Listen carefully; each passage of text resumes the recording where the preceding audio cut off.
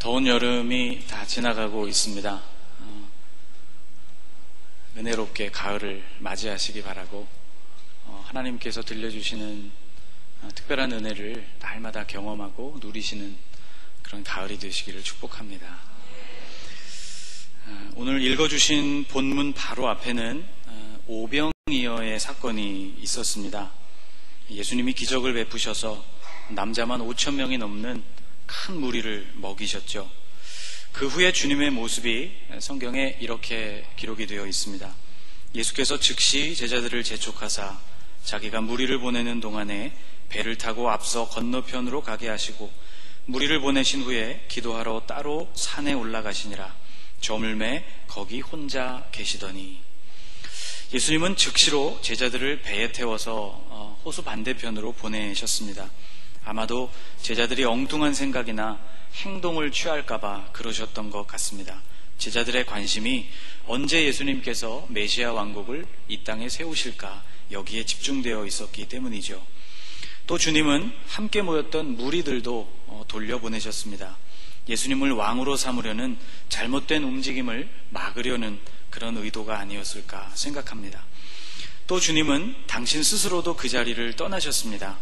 예수님 자신에게도 대중들에게 군림하는 그런 메시아로서의 유혹을 뿌리치셔야 했기 때문이었다고 생각합니다.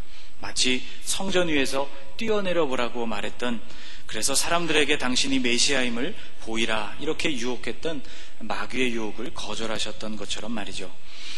무리를 다 보내신 후에 주님은 산에 올라가셨고 그리고 거기서 밤새 기도를 드리십니다.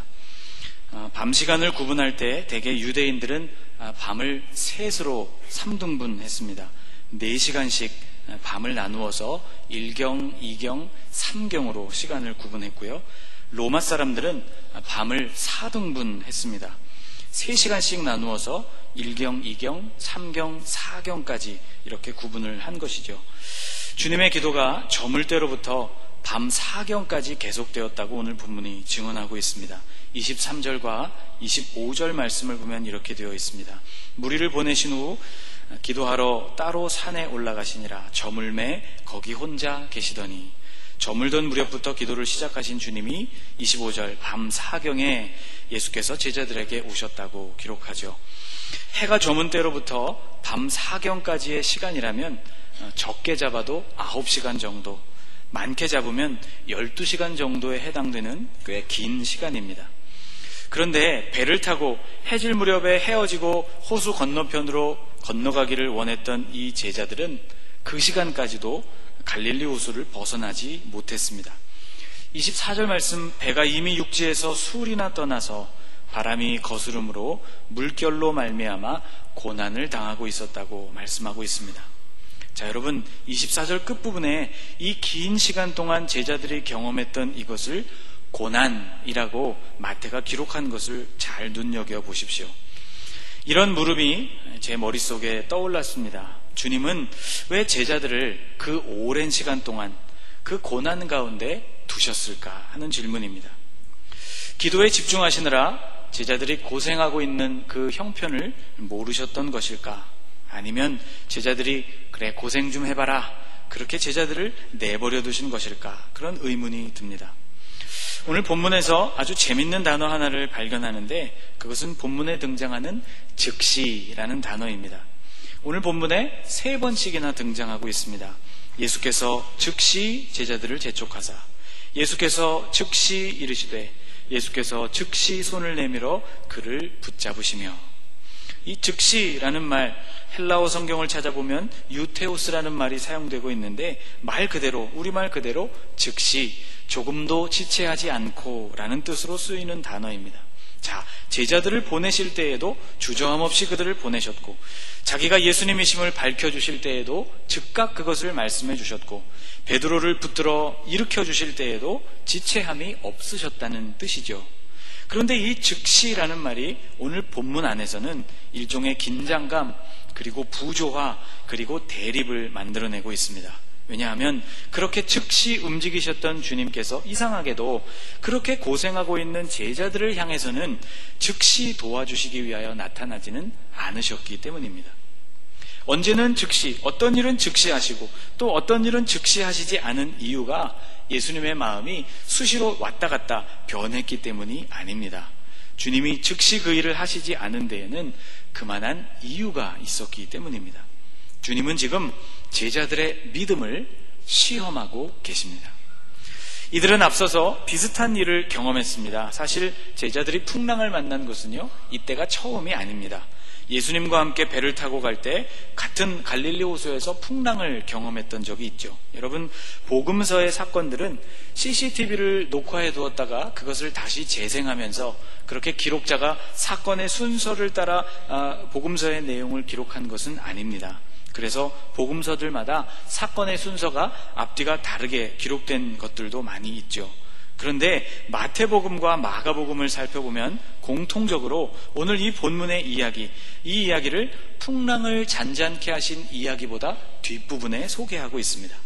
마태복음 8장과 마가복음 4장이 풍랑을 잔잔케 하신 이야기를 들려주고 있는데, 그 뒤에 마태복음 14장과 또 마가복음 6장에 이르러서 이 제자들이 만난 풍랑의 이야기를 두 번째로 소개하고 있는 것이죠.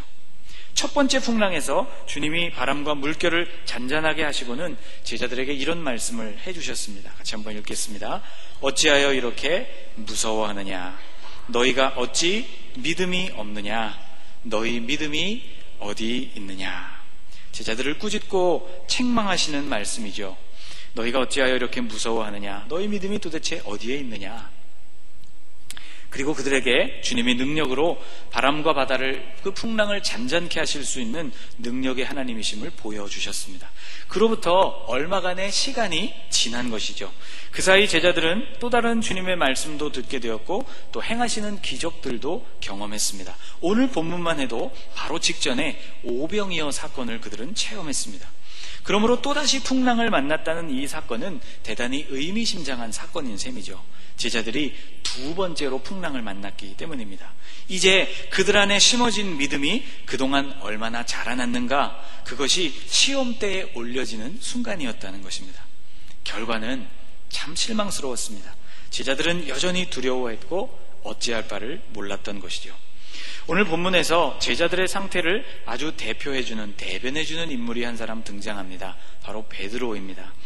밤사경에 물 위로 걸어오시는 주님을 보고 제자들은 겁에 질렸습니다.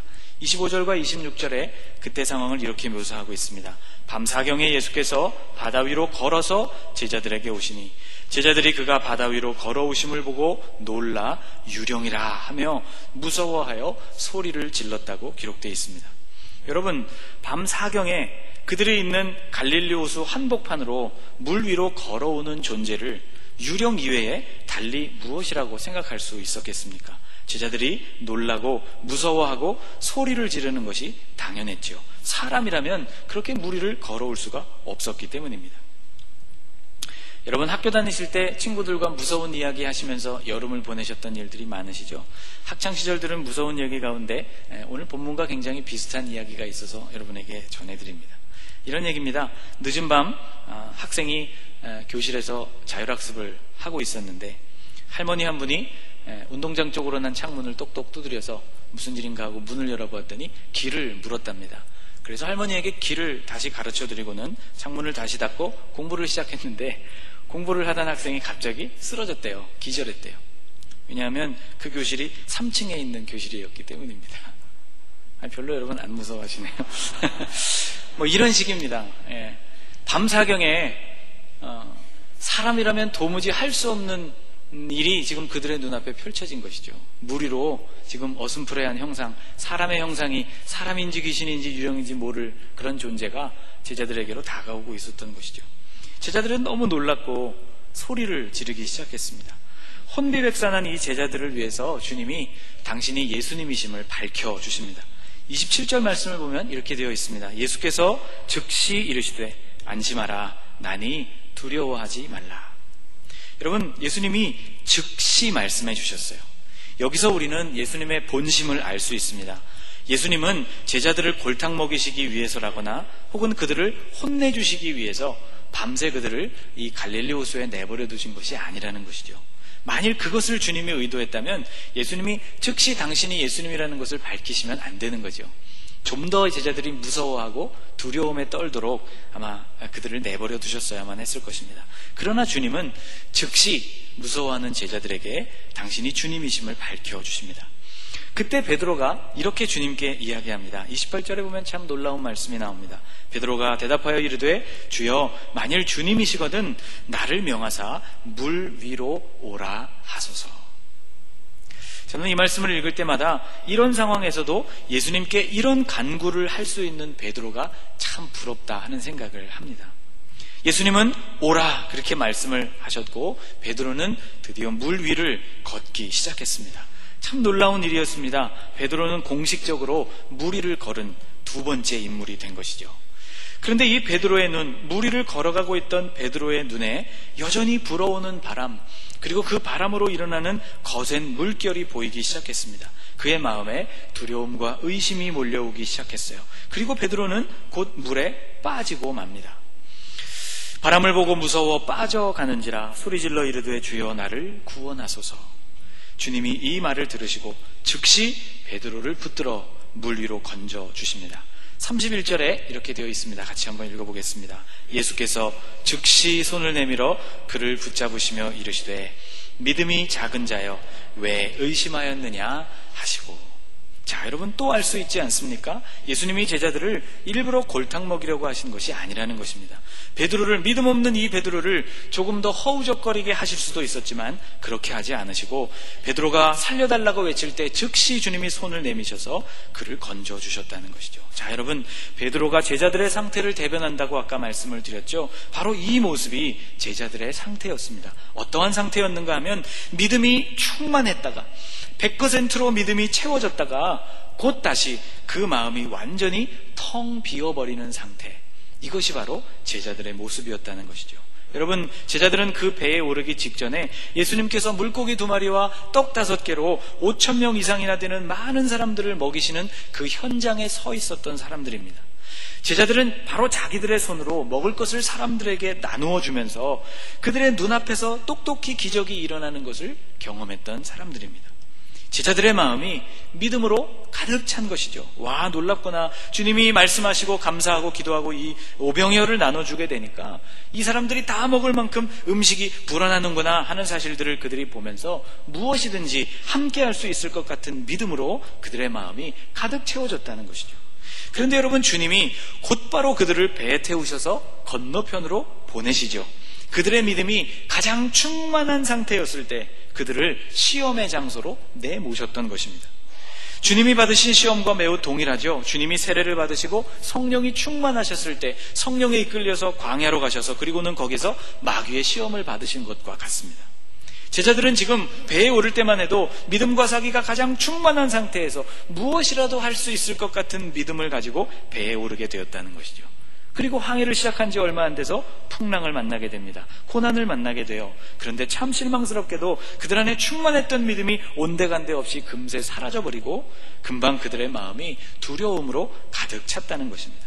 마치 베드로가 주님께 당신이 주님이라면 나를 물 위로 걸어오게 해주십시오, 오라 주님이 말씀하실 때 믿음으로 가득해서 물 위를 걸어가다가 잠시 후 바람과 물결을 보고 두려움과 의심이 그의 마음 가운데서 일어났던 것과 꼭 같았다는 것입니다. 주님은 산에서 기도하시는 중에도 아마 제자들의 고난을 훤히 아셨을 것입니다. 그런데 당장 그들에게 달려가시지를 않으셨습니다. 제자들이 그 풍랑을 맞서서 그들 안에 생겨난 믿음을 가지고 그 풍랑을 어떻게 맞서는가를 보기 원하셨기 때문입니다. 여러분, 주님은 우리의 믿음을 시험하십니다. 때때로 우리의 믿음을 이렇게 시험하세요. 흔들리는 아브라함을 25년 동안 기다리게 하셨고 그에게 드디어 아들 이삭을 주셨는데 그 이삭을 또다시 하나님 앞에 번제로 바치라고 말씀하신 분이 하나님이십니다. 딸을 고쳐달라고 찾아온 수로보니게 여인에게 예수님이 그렇게 말씀하시죠. 자녀의 떡을 빼앗아다가 개들에게 던져주는 그런 부모가 어디 있느냐. 비유로 말할 것 같으면 나와 함께하고 있는 이 유대인들은 나의 자녀라 할 수 있고 당신, 이방인인 당신은 바로 그 개와 같소, 그런 말씀이죠. 대단히 섭섭한 말씀을 수로보니게 여인에게 던지십니다. 사랑하는 나사로가 죽어서 이제 다 죽어가고 있다는, 그런 병에 걸렸다는 긴박한 소식을 듣고 주님이 계시던 곳에 이틀을 더 머무시고 그리고 드디어 나사로가 숨을 거두시고 난 후에야 그곳을 찾아가십니다. 주님이 짓궂으신 분이기 때문이 아닙니다. 주님이 우리가 고생하고 골탕 먹는 것을 보시는 것을 즐거워하시기 때문이 아니라는 것이죠. 사랑하는 자녀들이 고생하고 어려운 문제를 만날 때 주님 역시 가슴이 아프십니다. 그러나 주님이 그 순간에 우리의 믿음을 시험하신다는 것이죠. 얼마나 견고한 믿음으로 서 있는지를 보시는 것입니다. 또 고난을 통과하는 우리 스스로가 그 고난을 통해서 우리의 믿음의 정도를 자각하게 되는 것이죠. 여러분, 이 제자들의 모습이, 또 오늘 본문에 등장하는 이 베드로의 모습이 오늘 저와 여러분의 모습이기도 하지 않습니까? 은혜를 충만히 경험하고 그리고 믿음으로 충만해져서 저 문을 나가게 되지만 시간이 얼마 지나지 않아서 충만했던 믿음은 온데간데 없어지고 우리의 마음에 두려움과 의심이 가득하게 되는 것을 발견하게 됩니다. 아하, 내 믿음이 이 정도이구나, 내 믿음이 아직도 멀었구나 하면서 깨닫게 된다는 것이죠. 여러분, 충만했던 믿음을 계속 유지하고 싶습니다. 바람과 물결을 보아도 두려움과 의심이 솟아나지 않는 그런 견고한 믿음의 경지에 이르고 싶습니다. 여러분도 그러기를 원하십니까? 여러분, 어떻게 우리는 이런 경지에 이를 수 있을까요? 오늘 본문과 똑같은 사건을 기록하고 있는 마가복음이 기록한 이 마가복음을 읽으면서, 그 이야기 끝부분을 읽으면서 제가 굉장히 충격을 받았습니다. 똑같은 이야기를 설명하고 있는 마가복음 6장은 이 이야기를 이렇게 마무리하고 있습니다. 같이 한번 읽어볼까요? 배에 올라 그들에게 가시니 바람이 그치는지라. 제자들의 마음에 심히 놀라니 이는 그들이 그 떡 대시던 일을 깨닫지 못하고 도리어 그 마음이 둔하여졌음이러라. 그들의 마음이 둔하여졌기 때문이라는 것, 여러분, 놀라운 통찰력을 보여줍니다. 아하, 100% 믿음이 충만했던 그들이 0과 가까운 수준으로 믿음이 떨어지는 이유가 있었구나. 바로 그들의 마음이 둔하여졌기 때문이로구나 하는 것을 깨닫게 됩니다. 둔하여진다라는 말은 딱딱하게 굳는다는 표현입니다. 포로라는 헬라어는 원래는 피부가 딱딱해지는 것을 일컫는 말이었다고 합니다. 100% 충만했던 믿음이 0으로 뚝 떨어지는 이유는 바로 우리의 마음이 딱딱해지기 때문이라는 것이죠. 다른 말로 하면 우리의 마음에 경화가 일어나기 때문이라는 것입니다. 여러분, 경화는 대단히 무서운 병이죠. 간이 딱딱하게 굳어지게 되면 간경화로 생명을 잃게 됩니다. 동맥이 굳어지게 되면 동맥경화로 심각한 상황을 맞이하게 되는 것입니다. 마음도 마찬가지라는 것이죠. 믿음이 충만하여 부드럽던 마음이 점차로 굳어지기 쉬운 성향을 가지고 있다고 성경은 우리에게 알려줍니다. 그러므로 우리가 해야 할 일이 무엇일까요? 마음이 딱딱하게 굳어지는 그 일을 막는 일에 최선을 다하는 것이라는 것입니다. 주님이 나를 구원하셨다는 사실을 내 마음에 계속 되새기는 것이죠. 주님이 내 삶에 지금까지 행하셨던 그 놀라운 일들, 주님의 신실하심을 다시 떠오르고 그것을 기억해내는 일입니다. 주님이 지금도 살아계셔서 나와 함께하고 계시다는 것을 입술로 선포하는 일, 흔들리는 믿음을 가지고 그렇게 우리의 믿음이 흔들릴 때 예수님께 나와서 부르짖는 일을 하는 것, 이것이 바로 딱딱해지는 우리의 마음을 계속해서 부드럽게 만들어주는 그러한 능력이라는 것입니다. 고등학교 시절에 저희를 가르쳐 주셨던 체육 선생님이 선생님으로 활동하시기 이전에 프로 축구 선수이셨습니다. 그래서 이분이 당신이 프로 축구 선수 출신 그 시절에 겪었던 여러 가지 일화들을 말씀해 주셨는데, 그 중에 아직도 제 기억에 남는 것이 있어요. 이분이 프로 축구 선수로 지낼 때 이분의 포지션이 무엇이었냐면 골키퍼였습니다. 골대 안으로 상대편이 골을 넣으려고 하는 것을 막는 사람이죠. 골키퍼는 다른 선수들과 달리 온몸을 사용해서 공을 막을 수 있습니다. 공을 차는 필드에 있는 선수들은 공으로 손을 만지면 안 되지만 골키퍼는 손으로도 잡을 수 있고 무릎으로도 쳐낼 수 있고 어디로든 공을 막을 수 있죠. 그래서 이 선생님이 그 프로축구 선수로 골키퍼로 지내던 시절에 했던 아주 특이한 일이 있는데, 그것은 24시간 공을 몸에서 떼지 않는 일이었다고 합니다. 화장실 갈 때도 공을 들고 가고, 휴가를 갈 때도 공을 들고 가고, 어디나 공을 손에 들고 다녔다고 해요. 심지어는 목욕을 하러 목욕탕에 들어갈 때도 공을 가지고 들어갔다고 합니다. 이유가 있습니다. 공을 잡는 느낌, 공에 대한 감각을 무뎌지지 않도록 하기 위해서였대요. 여러분, 우리의 마음은 금세 둔해지고 딱딱해집니다. 우리의 마음이 딱딱해지고 무뎌지지 않게 하기 위해서 여러분은 어떤 노력들을 기울이고 계십니까? 기도를 건너뛰는 날이 있습니다. 저에게도 그런 날들이 있어요. 평소보다 훨씬 더 제가 신경질적이 된다는 것을 깨닫습니다. 말씀 읽기를 중단하게 되는 때가 있죠. 그런 날은 마음이 혼란스러워서 내 마음이 이렇게 혼란스러울까 하는 생각들을 가져보게 됩니다. 잠언 기자는 마음을 지키는 일이 그 어떤 일보다도 중요하다고 말씀했습니다. 살고 죽는 문제가 우리 마음에서부터 비롯된다고 말씀했어요. 모든 지킬 만한 것 중에서 그래서 우리의 마음을 지키라고 말씀했습니다. 마음이 딱딱해져 버리지 않도록, 굳어버리지 않도록 지키라는 것이죠.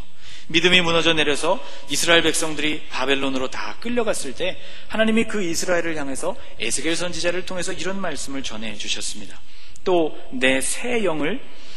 새 영을 너희 속에 두고 새 마음을 너희에게 주되 너희 육신에서 굳은 마음을 제거하고 부드러운 마음을 줄 것이며.